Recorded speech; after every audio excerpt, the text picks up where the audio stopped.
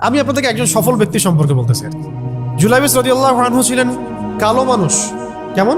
একটু কালো, যে খুব উচ্চ বংশের না, ঠিক আছে, খুব উচ্চ বংশের না, খুব সুদর্শন না, খুব লম্বা না, খাটো টাইপের মানুষ, একটু বেটে টাইপের মানুষ।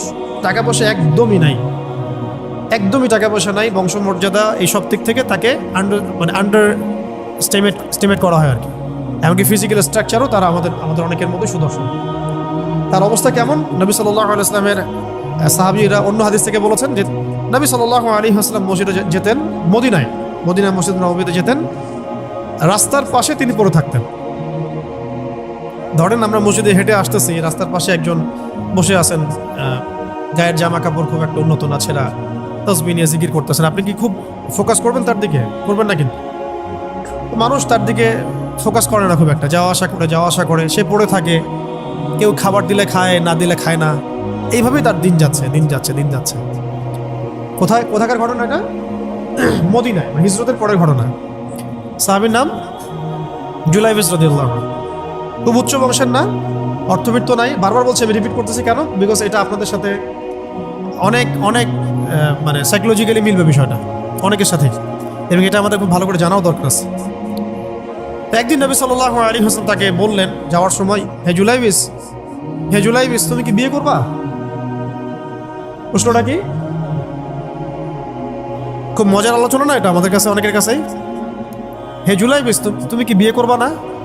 প্রশ্নটা এরকম ছিল, হে জুলাইবিস, তুমি কি বিয়ে করবা না? উনি তো আকাশ থেকে পড়লেন, ইয়া রাসূলুল্লাহ, আমাকে কে বিয়ে করবে?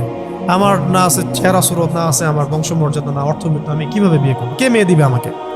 কে আমাকে মেয়ে দিবে?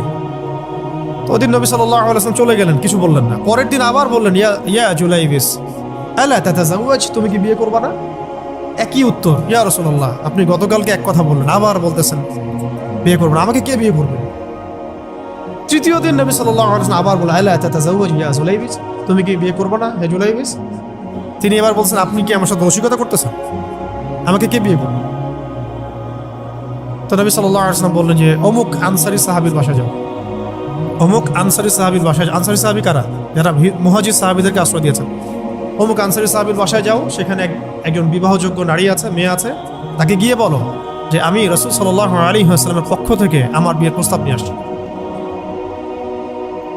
তিনি গেলেন, যাওয়ার পরে বললেন যে আমাকে প্রস্তাব সহ পাঠানো হয়েছে।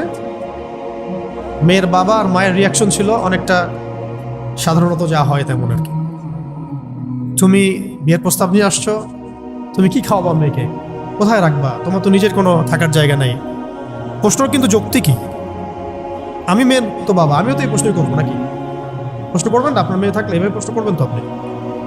তারাও সেই প্রশ্ন করলেন, এমনকি এক পর্যায়ে রিফিউজ করে দেওয়া হলো, না এটা পসিবল। এই কথাগুলো, কনভারসেশনগুলো ভিতর থেকে শুনছিলেন সেই মেয়ে নিজেই, আনসারী সাহাবী, মদিনার আনসারী মেয়ে। মদিনার আনসারী মেয়েরা কিন্তু অনেক